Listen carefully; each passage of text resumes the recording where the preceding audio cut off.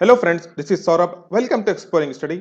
आज हम लोग डिस्कस करेंगे दोस्तों डीएलएड सेकंड सेमेस्टर व फोर्थ सेमेस्टर के लिए most important topic communicative approach. दोस्तों इस टॉपिक को हम लोग डिटेल में डिस्कस करेंगे तथा इसकी मेरिट्स व डीमेरिट्स को भी देखेंगे। इसके साथ ही साथ दोस्तों सेमेस्टर एग्जाम में इस टॉपिक से पूछे गए क्वेश्चंस को भी देखेंगे।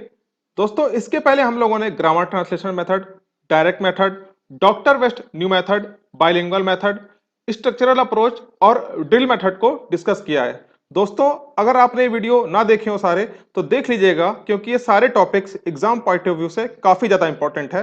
एग्जाम्स में इन सभी टॉपिक से क्वेश्चन पूछे ही पूछे जाते हैं। तो चलिए दोस्तों आज का सेशन स्टार्ट करते हैं। पहला पॉइंट है दोस्तों, the communicative approach is learner centred या चाइल्ड सेंटर्ड अप्रोच। दोस्तों ये जो कम्युनिकेटिव अप्रोच है यह बाल केंद्रित अप्रोच है और दोस्तों इसमें बालक जो है केंद्र बिंदु है।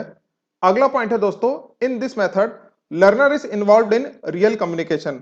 दोस्तों इस मेथड में लर्नर जो है डे टू डे लाइफ में उसी लैंग्वेज में कम्युनिकेट करेंगे जो उन्हें सीखनी होती है, यानी कि लर्नर्स जो है टारगेट लैंग्वेज में एक दूसरे के साथ कम्युनिकेट करेंगे, बातें करेंगे। फॉर एग्जाम्पल दोस्तों हम लोग घर में हिंदी लैंग्वेज का यूज करते हैं, हमें हिंदी लैंग्वेज बोलते समय काफी कॉन्फिडेंस भी रहता है और अपनी बात को किसी के सामने रखने के लिए कोई झिझक नहीं रहती है। लेकिन अगर हम बात करें इंग्लिश लैंग्वेज की तो दोस्तों हम स्कूल में पढ़ते जरूर हैं इंग्लिश लैंग्वेज, पर रियल लाइफ में इसका यूज बहुत कम करते हैं। इसीलिए हम किसी के सामने इंग्लिश में कम्युनिकेट करते समय काफी झिझक महसूस करते हैं और हमारा कॉन्फिडेंस भी लूज रहता है। दोस्तों कम्युनिकेटिव अप्रोच में ही टारगेट लैंग्वेज को डे टू डे लाइफ में यूज किया जाता है ताकि उसमें हम लोग का कॉन्फिडेंस भी बढ़े और हमारी झिझक भी दूर हो। अगला पॉइंट है दोस्तों, activity based method in which children discuss and talk in group, because of it child learn language naturally. इसका मतलब यह है दोस्तों कि ये जो मेथड है यह एक्टिविटी बेस्ड मेथड है, जिसमें क्लास में बच्चे आपस में ग्रुप बनाकर टारगेट लैंग्वेज में ही डिस्कस करते हैं, बातें करते हैं, जिससे बच्चे प्राकृतिक रूप से ही लैंग्वेज को सीख लेते हैं, यानी टारगेट लैंग्वेज को सीख लेते हैं। अगला पॉइंट है दोस्तों, role of teacher is less important, teacher only monitor the classroom. दोस्तों इस मेथड में अध्यापक सिर्फ मार्गदर्शन करते हैं, गाइड करते हैं, बाकी पूरी एक्टिविटी स्टूडेंट ही करते हैं। इसीलिए ये दोस्तों ये जो है ये चाइल्ड सेंटर्ड अप्रोच है, यानी बाल केंद्रित अप्रोच है, क्योंकि इसमें सारी एक्टिविटीज सिर्फ और सिर्फ स्टूडेंट ही यानी बालक ही करते हैं। आइए दोस्तों अब हम लोग डिस्कस करते हैं इनकी मेरिट्स को। दोस्तों पहला पॉइंट है, this method focus on communication. दोस्तों जैसा कि इस मेथड का नाम ही है कम्युनिकेटिव अप्रोच, तो दोस्तों इस पे जो है कम्युनिकेशन पर सबसे ज्यादा फोकस किया जाता है, यानी बातचीत पर ज्यादा फोकस किया जाता है। अगला पॉइंट है दोस्तों, दिस मेथड इंप्रूव्स प्रोनाउंसिएशन। दोस्तों चूंकि ये मेथड कम्युनिकेशन स्किल्स को बढ़ाता है, इसलिए दोस्तों इससे जो है प्रोनाउंसिएशन यानी उच्चारण भी हम लोगों का शुद्ध होता है। अगला पॉइंट है दोस्तों, by the help of this method speaking skill is develop.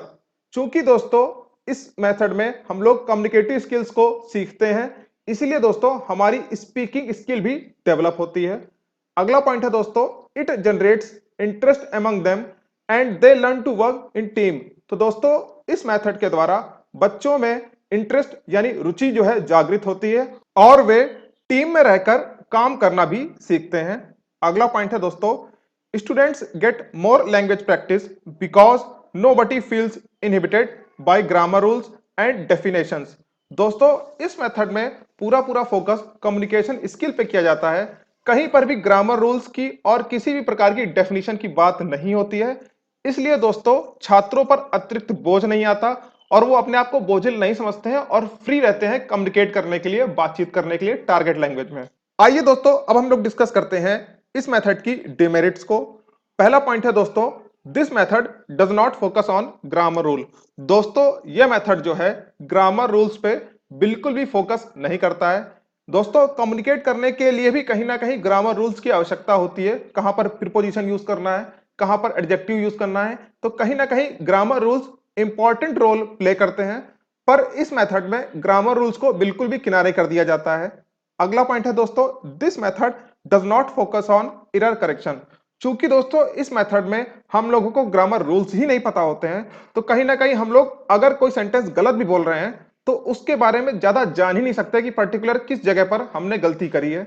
अगला पॉइंट है दोस्तों, the monitoring ability of the teacher must be very good. दोस्तों चूंकि इस मेथड में टीचर जो है केवल मार्गदर्शक का काम करता है, तो कहीं ना कहीं उसकी जो मार्गदर्शन वाली स्किल होती है वो कहीं ना कहीं ज्यादा होनी चाहिए, क्योंकि अगर वो सेटिंग से मार्गदर्शन नहीं कर पाएगा तो कम्युनिकेटिव अप्रोच पूरी तरीके से फ्लॉप हो जाएगी। अगला पॉइंट है दोस्तों, not good for over crowded classroom. दोस्तों अगर क्लासरूम में बच्चों की संख्या बहुत ज्यादा है तो यह मेथड जो है इनइफेक्टिव हो जाता है। इस मेथड का उपयोग वहां पर नहीं कर सकते हैं सही ढंग से। अगला पॉइंट है दोस्तों, not good for higher classes. तो दोस्तों इस मेथड का प्रयोग हम लोग हायर क्लासेस में यानी उच्च कक्षा शिक्षण में नहीं कर सकते हैं। आइए दोस्तों अब हम लोग देखते हैं सेमेस्टर एग्जाम में पूछे गए प्रश्न को। तो दोस्तों क्वेश्चन था, communicative approach is emphasise on. इसका मतलब यह है दोस्तों कि कम्युनिकेटिव अप्रोच किस चीज पर सबसे ज्यादा फोकस करती है। तो दोस्तों कम्युनिकेटिव अप्रोच सबसे ज्यादा कम्युनिकेशन स्किल्स और स्पीकिंग स्किल्स पे सबसे ज्यादा फोकस करती है। दोस्तों इस वीडियो में इतना ही। अगर आपको दोस्तों ये वीडियो पसंद आया हो तो वीडियो को लाइक करें, शेयर करें तथा चैनल को सब्सक्राइब करना बिल्कुल ना भूलें। मिलते हैं नेक्स्ट वीडियो में। Over and out.